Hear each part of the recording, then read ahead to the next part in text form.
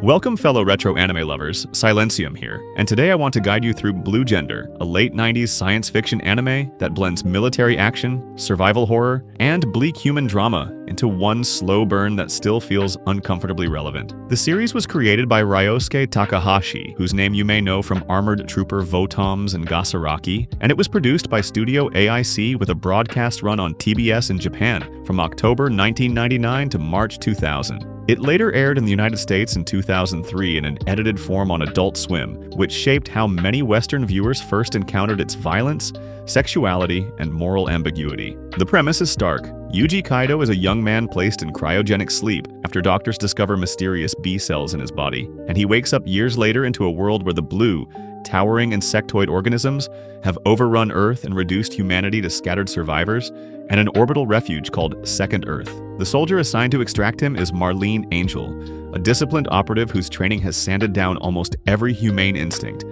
and their uneasy partnership becomes the spine of the entire show. Blue Gender is officially one season of 26 episodes, but it unfolds in distinct arcs that feel like separate movements within a single composition. The early Earth arc functions as survival horror with military procedure, and it drops us into ruined cities where ammunition matters, angles of fire matter, and one mistake ends a character in a spray of chitin and static. AIC grounds the action with heavy industrial exoskeletons called armor shrikes that look like tools first and weapons second, which gives each firefight a groaning, practical texture.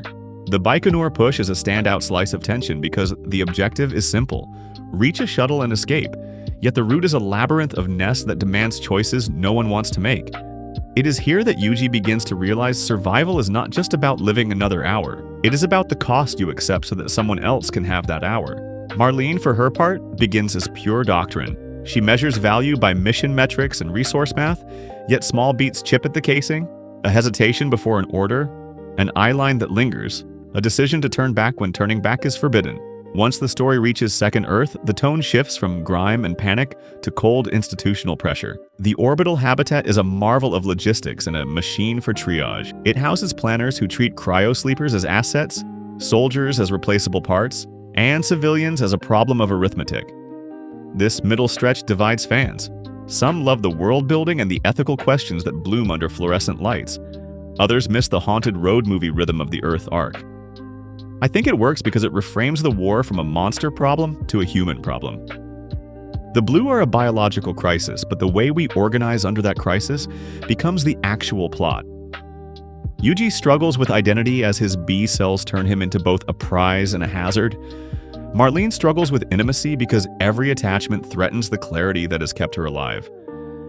The back half bends the show back toward Earth, and it threads personal stakes into larger operations. There are sorties, mutinies, and conflicting strategies that reflect different philosophies of survival. The production continues to favor function over flourish. Armor shrikes jam, pilots sweat, and victories feel like things you buy with pain rather than destiny. The final arc digs into the origin and purpose of the blue, and it asks whether the enemy is a mindless scourge or a natural response to human excess. Some viewers find this turn thoughtful because it refuses to draw a cartoonish line between us and them. Others find it deflating because the answer comes late and denies a cathartic final battle between good and evil. Blue Gender inspires devotion for several reasons. The mood is relentless but honest, and it avoids winks and quips that would cheapen the fear. The art direction lands in that late Cell era sweet spot where backgrounds look lived in and weathered rather than glossy. Machinery has weight and heat. The palette is bruised rather than neon. Kuniaki Haishima's music hums and pulses instead of soaring, which leaves shock to hit without melodrama. Most of all, Marlene's arc reads as earned. She does not melt because the script orders her to. She thaws because trust is put under pressure and survives. Yuji is messier, which is appropriate for a character defined by an internal biological question mark. His courage and his volatility collide often enough to keep him unpredictable.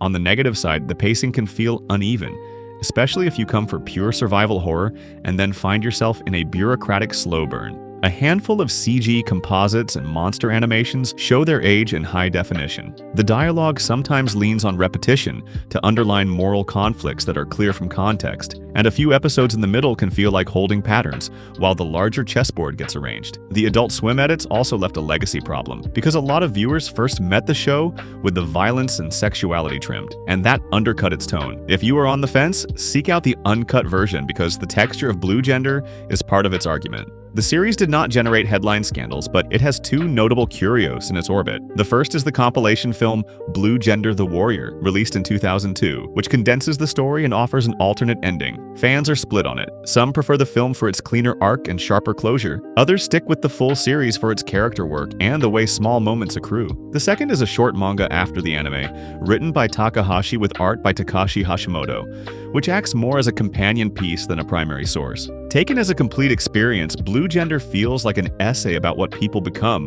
when resources vanish and fear is ambient. It sketches a spectrum of responses. Some cling to rules until rules become a mask for cowardice. Some abandon rules and slide into cruelty.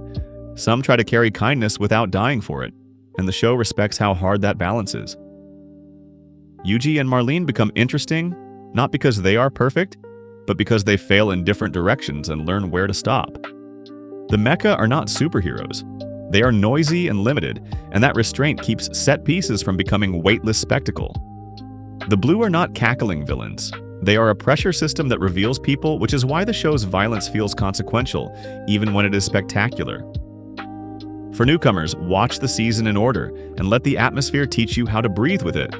The early episodes will set your expectations. The second Earth stretch will test your patience if you came only for monsters, but it gives the ending its moral teeth. Pay attention to how the show treats sleep, bodies, and ownership, because those threads pull tight near the end. If you are building a sci-fi playlist, pair Blue Gender with works that ask whether survival without empathy is just a longer way to lose. In terms of credits, remember the essentials. Created by Ryosuke Takahashi, produced by AIC, broadcast in Japan from October 1999 to March 2000. Aired later in the United States in 2003 in an edited late-night slot. Scored by Kuniaki Haishima, with a design language that prizes function, grit, and consequence. That context helps explain both its reputation and its rough edges. Blue Gender is not an untouchable classic. It is not a footnote either. It is the kind of scar that older fans sometimes trace and say, "You had to be there." And if you meet it on its own terms, you will find a story that refuses to flatter you with easy victories and asks you to consider what sort of person you would be in a world where winning might mean becoming something you hate. Thank you for walking through this with me. I was Silencium, and if this deep dive helped you, please like the video, leave a comment with your thoughts, and subscribe so you do not miss what comes next.